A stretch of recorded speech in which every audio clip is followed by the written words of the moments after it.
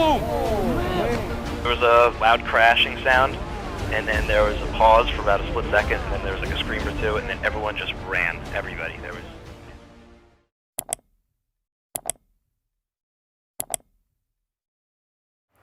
Assalamualaikum warahmatullahi wabarakatuh. Halo semuanya. 11 September 2021 diperingati sebagai peringatan 20 tahun serangan 11 September di Menara Kembar WTC yang ada di Amerika Serikat. Kejadian naas ini terjadi pada tanggal 11 September tahun 2001 ketika dua pesawat yang dibajak oleh jaringan terorisme Al-Qaeda menabrakkan pesawatnya ke menara yang ada di kompleks World Trade Center atau WTC. Nah, banyak orang yang beranggapan bahwa serangan ini hanyalah upaya terorisme untuk menakut-nakuti orang-orang. Namun sebenarnya di balik itu ada banyak kejadian-kejadian penting yang mengikuti tragedi ini. Bahkan sampai saat ini masih memiliki dampak yang masih bisa kita rasakan. Mulai dari invasi Amerika ke Irak dan Afghanistan, meningkatnya serangan terorisme di seluruh dunia, kemudian juga diikuti oleh timbulnya gerakan Islamofobia yang berkembang di negara-negara barat. Nah, di video kali ini kita akan mencoba membahas sedikit sejarah sebenarnya apa yang terjadi dengan peristiwa 11 September dan apa saja dampak-dampaknya hingga saat ini.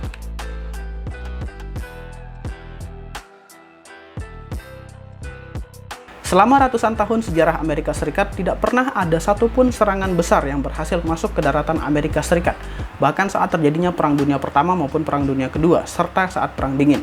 Ada mungkin beberapa orang yang beranggapan bahwa ya kan ada serangan Pearl Harbor ya yang terjadi di Hawaii. Apakah itu tidak dihitung sebagai serangan utama ke Amerika Serikat? Tidak, ya, karena saat itu Pearl Harbor terjadi di Hawaii, bukan di daratan utama Amerika Serikat. Nah, serangan 11 September 2001 adalah satu-satunya sampai saat ini serangan yang berhasil menyasar daratan utama Amerika Serikat.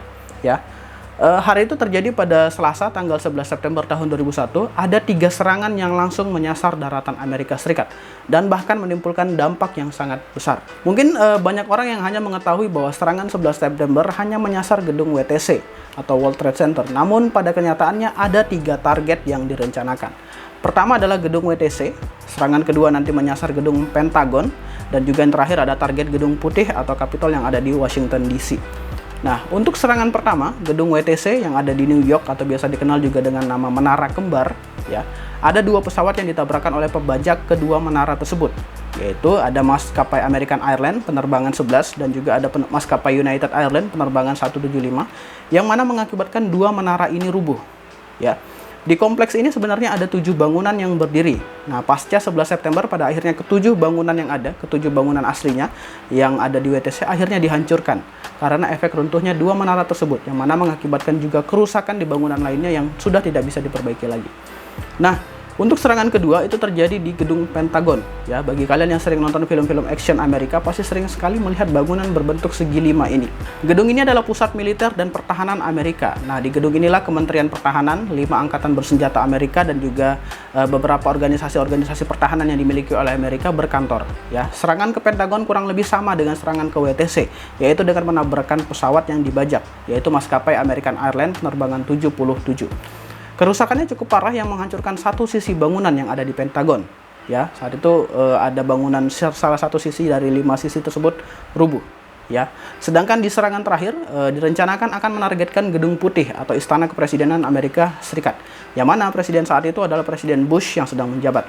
Namun untuk serangan ini mengalami kegagalan. Ya, pesawat United Airlines penerbangan 93 yang dibajak menerima perlawanan dari penumpang, yang mengakibatkan pesawat ini pun jatuh di lapangan yang ada di Shanksville, Pennsylvania. Kurang lebih ada 3.000 orang yang tewas dalam serangan 11 September tahun 2001.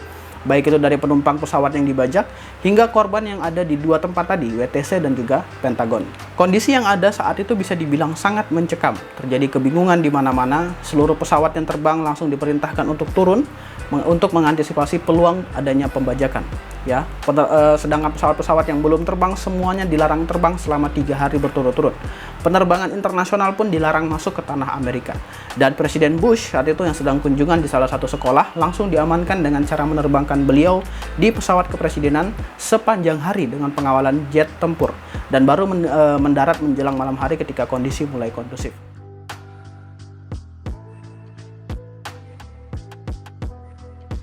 Beberapa jam pasca penyerangan, FBI atau Federal Bureau Investigation merilis temuan mereka tentang siapa saja pembajak yang melakukan aksi tersebut. Diketahui ada 19 orang yang melakukan pembajakan terhadap 4 pesawat yang ada. Nah, saat itu Washington langsung melakukan tuduhan kepada Al-Qaeda yang dipimpin oleh Osama bin Laden, ya, organisasi teroris terbesar saat itu. Nah, di sini sebenarnya ada sedikit keanehan, ya. Pertama, Al-Qaeda menolak tuduhan tersebut dan mengatakan bahwa Amerika telah mengkambing hitamkan Al-Qaeda untuk kepentingan mereka. Namun, berselang kemudian, Al-Qaeda kembali mengkonfirmasi bahwa mereka lah yang bertanggung jawab atas serangan tersebut. Ya, sampai sekarang kita tidak tahu sebenarnya kenyataannya seperti apa. Selama ini banyak yang berpendapat bahwa Al-Qaeda tidak bersalah. Namun sejauh ini itu hanyalah dugaan sementara. Ya, di sini kita sepakati saja yang bersalah adalah Al-Qaeda. Pasca serangan 11 September, serangan teroris di seluruh dunia semakin meningkat, ya. Hal ini dikarenakan jaringan-jaringan teroris yang ada di seluruh dunia melihat bahwa ada peluang mereka sudah bisa mengalahkan Amerika, ya, salah satu negara adidaya saat itu. Hal ini kemudian meningkatkan kewaspadaan negara-negara yang ada di dunia terhadap terorisme, ya. Beberapa negara langsung membuat dan juga memperkuat undang-undang anti-terorisme dan juga pemberantasan terorisme, termasuk Indonesia, ya, pasca serangan bom Bali yang ada saat itu. Nah, Amerika sendiri pasca serangan 11 September langsung melakukan invasi ke Afghanistan dan juga Irak untuk mencari dan menumpas jaringan teroris Al-Qaeda. Saat itu pemerintahan Taliban yang ada di Afghanistan digulingkan oleh Amerika dengan alasan Taliban telah membantu menyembunyikan keberadaan Osama bin Laden, pemimpin Al-Qaeda. Sedangkan di Irak, Amerika menggulingkan rezim Saddam Hussein dengan alasan Irak telah memberikan bantuan dana terhadap organisasi teroris dan juga memiliki senjata pemusnah massal. Walaupun sampai saat ini tuduhan mereka mengenai senjata pemusnah massal tidak pernah terbukti dengan jelas. Nah, Osama bin Laden sendiri dilaporkan tewas pada tanggal 2 Mei tahun 2011 dalam sebuah serangan oleh pasukan khusus Amerika yaitu SEAL yang ada di kota Abbottabad, Pakistan. Namun, ada beberapa orang meragukan kebenaran ini. Ada yang berpendapat bahwa sebenarnya pada bulan Desember tahun 2001, Osama telah meninggal dunia. Dan ada juga sebagian yang mengatakan bahwa Osama sebenarnya telah meninggal tahun 2006 dan serangan di tahun 2011 hanyalah akal-akalan atau bagian dari kampanye politik Obama agar bisa terpilih kembali pada tahun 2011. Nah, serangan Amerika ke Irak berakhir dengan cukup cepat, ya, pasca penggulingan Saddam Hussein, sedangkan invasi di Afghanistan itu baru berakhir Agustus kemarin tahun 2021 pasca penarikan pasukan Amerika dari Afghanistan dan Taliban akhirnya berkuasa kembali di Afghanistan.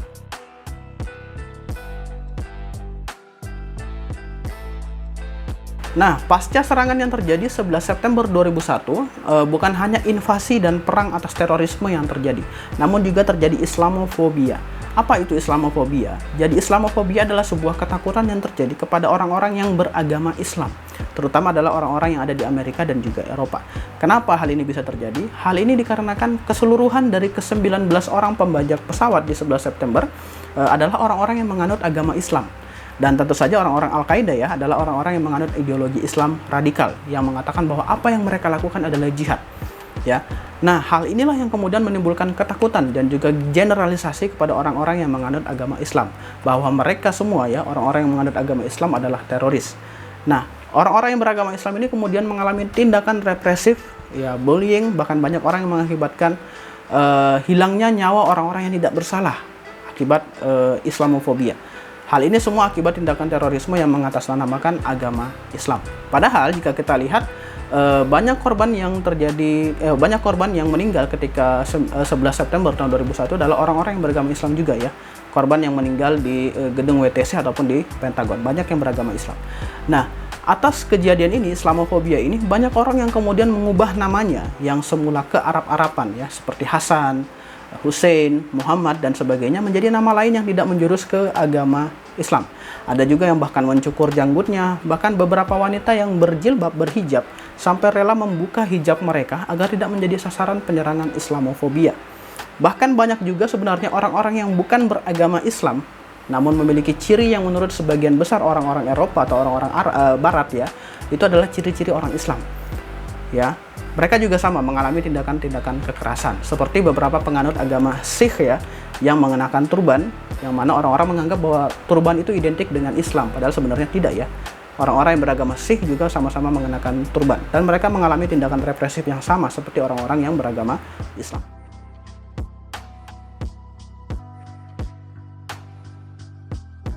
Serangan 11 September bisa dikatakan adalah salah satu serangan yang cukup banyak mengubah sejarah dunia 2 dekade belakangan ini.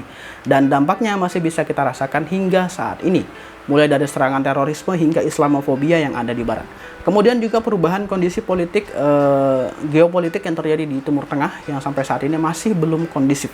Dan terbarunya adalah kembalinya berkuasa Taliban di Afghanistan setelah kurang lebih 20 tahun Amerika melakukan invasi ke Afghanistan. Ke depan kita hanya bisa berdoa semoga tidak terjadi lagi kejadian-kejadian yang menimbulkan yang memilukan ya, seperti tragedi 11 September 2001 dan dampak-dampak parah yang mengikutinya. Saya Renaldi, terima kasih sudah menonton video ini. Jika kalian memiliki pertanyaan, silahkan tanyakan di kolom komentar yang ada di bawah.